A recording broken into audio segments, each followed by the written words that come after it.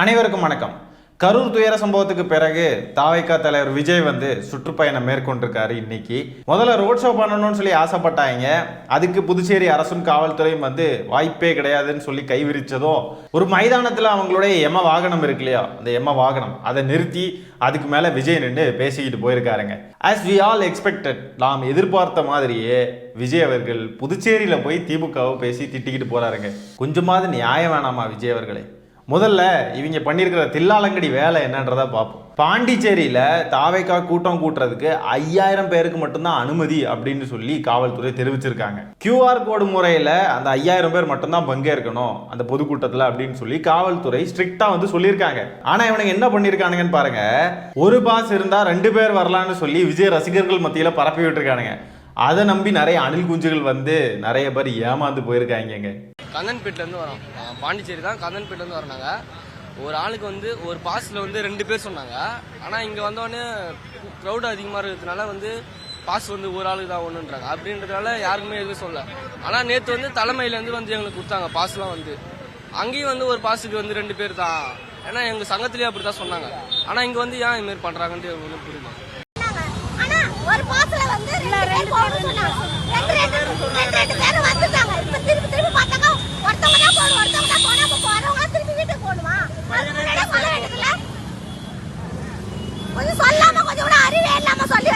இவனுங்க இன்னும் திருந்தலமாமா அப்படின்னு சொல்ற மாதிரி பாருங்களேன். கரூர்ல 41 பேர் இறந்ததுக்கு பிறகும் இன்னும் திருந்தல. கூட்டம்ன்றதுலே குறியா இருக்கானுங்க.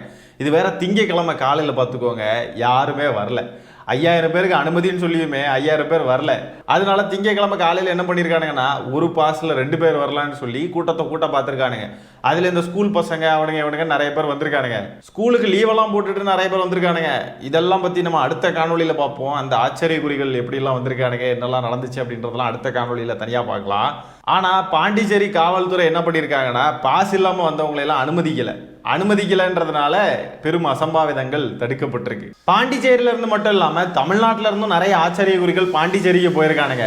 இதுல புசியானது என்ன பண்ணிருக்காருன்னு பாத்தீங்கன்னா, இந்த மாதிரி பாஸ் இல்லாம வந்தவங்க, தமிழ்நாட்டில இருந்து வந்தவங்க, இவங்களெல்லாம் அனுமதிக்க கூடாதுன்னு சொல்லி காவல்துறை ஏற்கனவே எச்சரிக்கை கொடுத்திருக்காங்க. நிபந்தனையில அதெல்லாம் இருக்கு. ஆனா புசியானது என்ன பண்ணிருக்காருன்னா, இந்த பாஸ் இல்லாம வர்றவங்க, வெளியூர்ல இருந்து வர்றவங்க, தமிழ்நாட்டில இருந்து வர்றவங்க எல்லாம் உள்ள அனுப்புறதுக்கு எல்லாரையும் போங்கன்னு சொல்லிட்டு இருக்கிறப்போ ஒரு ஐபிஎஸ் அதிகாரி, ஒரு பெண் ஐபிஎஸ் அதிகாரி என்ன பண்ணிருக்காங்கன்னு பாத்தீங்கன்னா, புசியானந்த பார்த்து செமையா திட்டிருக்காங்க. ஏற்கனவே 41 பேர் இறந்துட்டாங்க உங்களால எல்லாம், இங்க எனக்கு ஆர்டர் போடுறீங்களா நீங்க அப்படின்னு சொல்லி புசியானந்த காரி துப்பிருக்காங்க.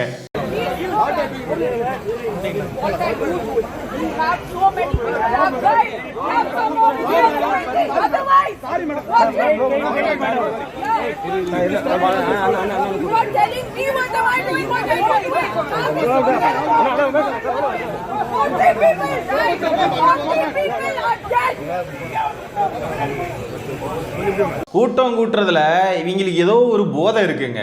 அதை பண்ணிக்கிட்டே இருக்கானுங்க பாருங்க. திரும்ப கூட்டம் வரலன்னா தான் உங்களால ஏத்துக்க முடியல. இப்ப இந்த காவல்துறை அதிகாரி இந்த மாதிரி திட்டுனாங்க இல்லையா, இதே மாதிரி தமிழ்நாட்டில் திட்டி இருந்தா இந்நேரத்துக்கு என்ன பண்ணிருப்பாங்க? எல்லாரும் ரோட்ல இறங்கி உருண்டுருப்பானுங்க. ஐயோ எங்களை அடக்குறாங்களே, இதை கேட்க ஊர்ல ஆதி இல்லையான்னு கிடந்து ஒப்பாரி வச்சு அழுதுருப்பாங்க. ஆனா விஜய் அவர்கள், புசியானந்த், ஆதவ அர்ஜுனா எல்லாரும் என்ன பண்றாங்க தெரியுமா? அந்த எம வாகனத்துல ஏறி பேசுறப்போ புதுச்சேரி காவல்துறை பயங்கரமா பாதுகாப்பு கொடுத்தாங்க. தமிழ்நாடு அரசும் காவல்துறையும் இதை பார்த்தாவது தெரிஞ்சுக்கோங்க அப்படின்ட்டுலாம் லூசுத்தரமா பேசிக்கிட்டு இருந்தாங்க. தமிழ்நாடு காவல்துறை சொன்ன எதையாவது இவனுங்க கேட்டானுங்களா? புதுச்சேரியில 5000 பேர் தான் வரணும்னு சொல்லி நிபந்தனை விதிச்சிருக்காங்க. இது மாதிரி தமிழ்நாட்டில் நிபந்தனை விதிச்சாங்களா காவல்துறை? ஒருவேளை இந்த மாதிரி நிபந்தனை விதிச்சிருந்தா, இந்த மாதிரி திட்டி இருந்தா, இந்த மாதிரி எச்சரிக்கை கொடுத்திருந்தா என்ன பண்ணிருப்பாங்க? இவ்வளவு தூரத்துக்கு ஃப்ரீயா விட்டு ஒரு நல்ல ஒரு இடத்த அவங்களுக்கு கொடுத்து கூட இவங்க நல்ல நாமக்கல்ல இருந்தே கூட்டத்தை கூட்டிட்டு அத்தனை பேரை நசுக்கி சாகடிச்சிருக்காங்க. இவங்கள தமிழ்நாடு காவல்துறை வெறும் சாதாரணமான நிபந்தனைகள் தான் இவங்களுக்கு போட்டாங்க. அதுக்கே ஒப்பாரி வச்சு அழுதாங்க. ஆனா இவங்களுக்கு கடுமையான நிபந்தனைகள் விதிச்சு 5000 பேர் தான் வரணும், அதுக்கு மேல வரக்கூடாது, QR கோட் முறையில தான் உள்ள போகணும் வரணும்னு சொல்லிட்டுலாம் நிபந்தனை விதிச்ச புதுச்சேரி காவல்துறை சிறப்பாக செயல்பட்டு இருக்காங்களாம். புதுச்சேரி காவல்துறைனா நன்றி தெரிவிக்கிறது, தமிழ்நாடு காவல்துறைனா ஒப்பாரி வைக்கிறது. அங்க நின்று பேசியிருக்கலாமே விஜய் அவர்கள். என்ன சிஎம் சார், எனக்கு எதுக்கு இப்படி எல்லாம் நிபந்தனை விதிக்கிறீங்க? 5000 பேர் தான் வரணும்னா எனக்கு எவ்வளவு கூட்டம், எவ்வளவு தன்னழிச்சு எவ்வளவு கூட்டம் வரும் தெரியுமா? நீங்க எனக்கு எதுக்கு நிபந்தனை விதிக்கிறீங்க? என்ன என்னை பார்த்து பயந்துட்டீங்களா அப்படின்னு கேட்க வேண்டியதானே? அப்படியெல்லாம் கேட்கல. ஆனா கரூருக்கு முன்னாடி அத்தனை இடங்களுக்கு போனார் விஜய் அவர்கள். திருச்சியில எல்லாம் பாத்தீங்க இல்லையா, 6-7 மணி நேரம் லேட் ஆகினார். அவ்வளவு கூட்டத்தை கூட்டி திரட்டுனாங்க. சொன்ன நேரத்தை தாண்டி லேட்டா வந்தாங்க தமிழ்நாட்டில். இது மாதிரி புதுச்சேரியில பண்ண முடியுமா? இன்னைக்கு சொன்ன நேரத்தை விட 1/2 மணி நேரம் முன்னாடியே போயிருக்காரு விஜய் அவர்கள். புதுச்சேரிக்கு இவ்வளவு சீக்கிரமா போக தெரிஞ்ச விஜய் அவர்களுக்கு தமிழ்நாட்டில ஏன் போக தெரியல? காவல்துறை அனுமதிச்ச கூட்டத்தை விட அதிகமா கூட்டணும்னு சொல்லி இவங்க முயற்சி பண்ணியிருக்காங்க. காவல்துறை அதை தடுத்திருக்காங்க புதுச்சேரியில. இப்போ இதே விஷயத்தை இப்ப தமிழ்நாட்டில் பண்ணியிருந்தாங்கன்னா என்ன பண்ணியிருப்பாங்க? எங்களுக்கு எதுக்கு இவ்வளவு நிபந்தனை கொடுக்குறீங்க, எங்களை தேடி தன்னெழுச்சியா வர நபர்களை நீங்க எதுக்கு தடுக்கிறீங்கன்னு சொல்லி ஒப்பாரி வச்சிருப்பாங்களா இல்லையா? அப்ப இது என்ன மாதிரியான இரட்டை நிலைப்பாடு இந்த நபருக்கு, விஜய் அவர்களுக்கு? சரி, நம்ம இதை பற்றியெல்லாம் நம்ம பல விஷயங்கள் நம்ம அடுத்த காணொலியில் மொத்தமாக நம்ம பார்க்கலாம். இப்போ விஜய் அவர்கள் அந்த யம வாகனத்தில் ஏறி என்னெல்லாம் பேசியிருக்கார் அப்படின்றத இந்த காணொலியில் பார்த்துருவோம். என் நெஞ்சில் குடியிருக்கும், நெஞ்சில் குடியிருக்கும்னு சொல்ல இந்த தடவை மறக்கல ஃப்ரெண்ட்ஸ். போன தடவை காஞ்சிபுரத்தில் மக்கள் சந்திப்பு கூட்டம்னு ஒரு கூட்டம் போட்டாங்க. அந்த கூட்டத்தில் நெஞ்சில் குடியிருக்கும் முதல்ல சொல்ல மறந்து போய் கடைசியில் சொன்னாப்ல. இந்த தடவை ஞாபகம் வச்சிருந்திருக்காப்ல. வேற வேற வீட்டுல, வேற வேற ஊர்ல, வேற நாட்டுல, வேற ஸ்டேட்ல இருக்கிறதுனால நாம் எல்லாரும் சொந்தங்கள் இல்லைன்னு ஆயிட முடியுமா? அது எப்படி முடியும்? இப்ப யாரு தமிழ்நாட்டு மக்களும் பாண்டிச்சேரி மக்களும் சொந்த பந்தங்கள் இல்லை அப்படின்னு சொன்னாங்க? எதுக்காக இந்த மாதிரி தேவையில்லாத டயலாக்லாம் பேசிக்கிட்டு இருக்காரு? தமிழ்நாடு, புதுச்சேரி, கேரளா, கர்நாடகா, ஆந்திரா மட்டும் இல்ல, உலகத்துல எந்த மூலையில நம்ம வகைரா இருந்தாலும் அவங்க எல்லாருமே நம்மளோட உயிர் தான், அவங்க எல்லாருமே நம்மளோட உறவு தான். ஏன் ப்ரோ கத்துறீங்க?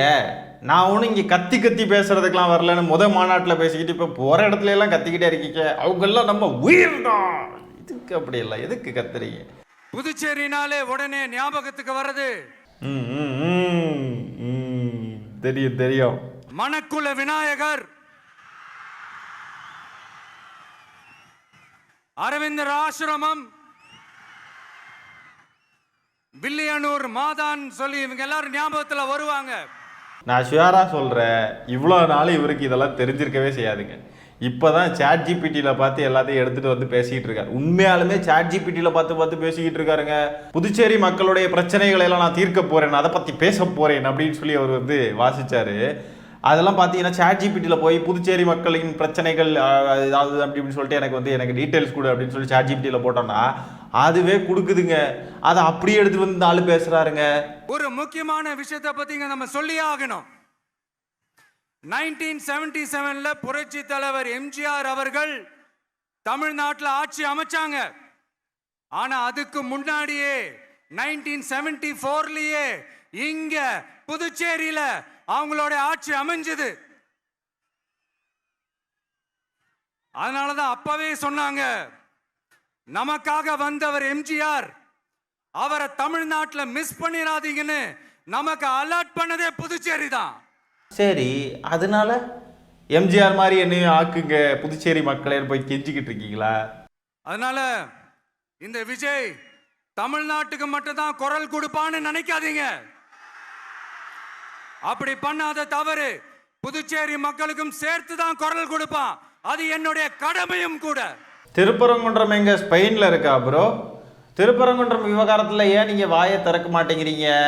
பாஜகவை குற்றம் சாட்டுறது ரொம்ப கஷ்டமா இருக்குல்ல. பிஜேபின்ற வார்த்தை கூட வாயில வராத அளவுக்கு பேசிக்கிட்டு போறீங்க. பாஜகன்ற பேரை உச்சரிச்சா என்ன நடக்கும், எவ்வளவு தூரத்துக்கு கரூர் விஷயத்துல பிரஷர் கொடுப்பாங்க அப்படின்றதெல்லாம் தெரிஞ்சதுனால வேற வழி இல்ல, பேச முடியாதுல்ல. பாண்டிச்சேரியில போய் என்ஆர் காங்கிரஸை பேசுவாரு, பாஜக கூட்டணியை பத்தி பேசுவாருன்னு பார்த்தா திமுகவை பத்தி பேசிக்கிட்டு இருக்காரு. பாண்டிச்சேரி காவல்துறையை பாருங்க, ஆஹா ஓஹோடு புகழ்ந்துகிட்டு இருக்காப்புல. பாஜகவும் பாஜக கூட்டணியையும் நம்ம எதுவுமே பேசக்கூடாதுன்றதுதான் இவருக்கு கொடுக்கப்பட்டிருக்கிற அஜெண்டா. திமுகவை எங்க போனாலும் பேசணும். திமுக எதிர்கட்சியா ஆளுங்கட்சியா அதெல்லாம் தெரியாது. பாண்டிச்சேரியில ஆளுங்கட்சி ஏதாவது பேசுவாருன்னு பார்த்தா எதிர்கட்சி இருந்து பேசிக்கிட்டு இருக்காப்புல. தமிழ்நாட்டுல ஆளுங்கட்சியை போட்டு பேசிக்கிட்டு இருக்காப்புல. என்னத்த அரசியல் பண்றாரோ இந்த நபர். பாஜகவை எதிர்த்து அரசியல் பண்றதுக்கு பேசுறதுக்கு சுத்தமா துணிவில்லாம இவ்வளவு கோழைத்தனமா இருந்துகிட்டு உங்களுக்கு எல்லாம் எதுக்கு அரசியல்? இந்த புதுச்சேரி கவர்மெண்ட்டை பத்தி நாம சொல்லியே ஆகணும். இது டெஃபினட்டா தமிழ்நாட்டில் இருக்கிற மாதிரி நம்ம திமுக கவர்மெண்ட் மாதிரி கிடையவே கிடையாது. ஏன்னா வேற ஒரு அரசியல் கட்சி நடத்துற நிகழ்ச்சியாகவே இருந்தாலும் அந்த நிகழ்ச்சிக்கு தன்னெழுச்சியா வர நம்ம மக்களுக்கு பாதுகாப்பு கொடுத்து பாரபட்சமே காட்டாம இந்த கவர்மெண்ட் நடந்துகிட்டு இருக்கிறாங்க. அப்படிப்பட்ட இந்த புதுச்சேரி கவர்மெண்ட்டுக்கும் நம்ம புதுச்சேரி சிஎம் சார் அவர்களுக்கும் இந்த நேரத்தில் என்னுடைய மனப்பூர்வமான நன்றிகளை தெரிவிச்சுக்கிறேன். பாஜகவுடைய கூட்டணி தானே அங்கே ஆட்சி பண்ணிக்கிட்டு இருக்காங்க, அப்படியே டைரக்டாவே பாராட்டிடலாமே. எதுக்கு நீங்க இன்டைரக்டா புதுச்சேரி அரசு அப்படி இப்படின்னு ஏன் ஏன் ஏன் ஏன் ஏன் டைரக்டா சொல்லிருங்க. பாஜகவும் பாஜகவுடைய கூட்டணி கட்சிகளும் ஆட்சி பண்றது எவ்வளோ நல்லா இருக்கு தெரியுமா? தமிழ்நாட்டில் பாருங்க, நம்மளை ரொம்ப ஃப்ரீயா விடுறாங்க. நம்ம எவ்வளோ லேட்டாக வந்தாலும் நமக்கு பெருசா கட்டுப்பாடுகள் விதிக்கல. நியாயமான நிபந்தனைகள் போட்ட தமிழ்நாடு அரசை நம்ம வந்து பேசிக்கிட்டே இருப்போம். ஆனா ஸ்ட்ரிக்டான நிபந்தனைகள் கொடுத்து, கடுமையா எச்சரிக்கை கொடுத்து, பயங்கர ஸ்ட்ரிக்டா இருக்கக்கூடிய காவல்துறையை வந்து நாங்க எதுவுமே சொல்ல மாட்டோம். ஆனா பாண்டிச்சேரி காவல்துறைன்ற மாதிரி தமிழ்நாடு காவல்துறை நடந்துக்கிச்சு அப்படின்னு சொன்னா அவ்வளோதான். நாங்கள்லாம் உருண்டை புரண்டு என்னெல்லாம் பண்ணியிருப்போம் தெரியுமா? ஆக மொத்தம் திமுகவை எப்படியாவது எதிர்த்து பேசிக்கிட்டே இருக்கணும். பாஜகவையோ அதன் கூட்டணி கட்சிகளையோ எதுவுமே பேசிடக்கூடாது. விஜய் அவர்கள் பாஜகவுடைய கைக்கூலி அப்படின்றத எவ்வளோ ஈஸியாக நம்மளாம் அடையாளம் காண முடியுதுன்றத பார்த்துக்கோங்க. இந்த மாதிரிப்பட்ட நபர்களெல்லாம் அரசியலில் இருந்து அடையாளம் கண்டு இவங்களெல்லாம் தனியாக வச்சிருக்கிறது தான் தமிழ்நாட்டுடைய சிறப்பு. முன்கூட்டியே நம்மளெல்லாம் கண்டுபிடிச்சிரும். அதுதான் தமிழர்களுடைய சிறப்பு. இந்த ஆச்சரியக்குறிகள், இந்த தற்குறிகள் தான் வந்து இந்த மாதிரிப்பட்ட நபர்களை வந்து அடையாளம் காண முடியாமல் இந்த சைமன் செபாஸ்டியன், விஜய் இந்த மாதிரிப்பட்ட நபர்கள் பின்னாடியெல்லாம் வந்து ஓடுறது. அறிவு இருக்கக்கூடிய மக்கள்லாம் வந்து இந்த மாதிரிப்பட்ட நபர்களை முன்னாடியே கண்டுபிடிச்சி இவங்களை அடையாளம் கண்டு அரசியல் அப்புறப்படுத்தி வைக்கிறது தான் தமிழர்களுடைய சிறப்பு. அதை நம்ம மக்கள் சிறப்பாகவே பண்ணிக்கிட்டு இருக்காங்க. 2026 சிறப்பாக பண்ண போறாங்க. இதை பார்த்தாவது தமிழ்நாட்டில் இருக்கிற அந்த திமுக கவர்மெண்ட் கத்துக்கிட்டா நல்லா இருக்கும்.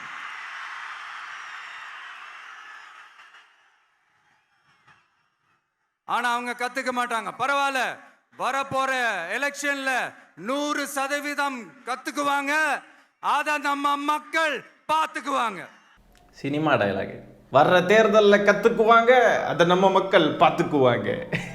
எவன்டா இந்த மாதிரி டயலாக்லாம் எழுதி கொடுக்கறது? இதெல்லாம் அந்த பேப்பர்ல இருக்கும், வாங்கி பார்த்தா தெரியும். மக்கள் பார்த்துக்குவாங்க, திமுக அரசு கத்துக்குவாங்க. ஆச்சரியக்குறிகள், ஆச்சரியக்குறி தலைவன். எல்லாம் முன்னேற்றமே இல்லைன்னு அந்த பகுதி மக்கள் சொல்லிக்கிட்டே இருக்கிறாங்க. குறிப்பா காவிரியோட கடைமடை பகுதியான காரைக்காலை மொத்தமா கைவிட்ட மாதிரி தான் இருக்குது. இது எல்லாமே முன்னேற்றம் அடையணும். டூரிஸ்ட் பிளேஸ் ஆன புதுச்சேரியில போதுமான அளவு பார்க்கிங் வசதி இல்ல, போதுமான அளவு கழிப்பறை வசதி இல்ல. இதெல்லாமே மேம்படுத்தணும். புதுச்சேரி கடலூர் மார்க்கமான ரயில் திட்டம் வேணும்ங்கிறது நீண்ட கால கோரிக்கை. புதுச்சேரி மக்களுக்கு ஒன்னே ஒண்ணுதான் சொல்லணும், இந்த திமுகவை நம்பாதீங்க. அவங்களுக்கு உங்களை நம்ப வச்சு ஏமாத்துறது தான் அவங்க வேலையே. என்னையா இது சம்மந்தமே இல்லாம புதுச்சேரியில் பார்க்கிங் பிரச்சனை இருக்கு, அந்த பிரச்சனை இருக்கு, இந்த பிரச்சனை இருக்கு சொல்லிட்டு பாண்டிச்சேரி மக்களே திமுகவை நம்பாதீங்க அப்படின்னு சம்பந்தமே இல்லாம பேசுறாரு.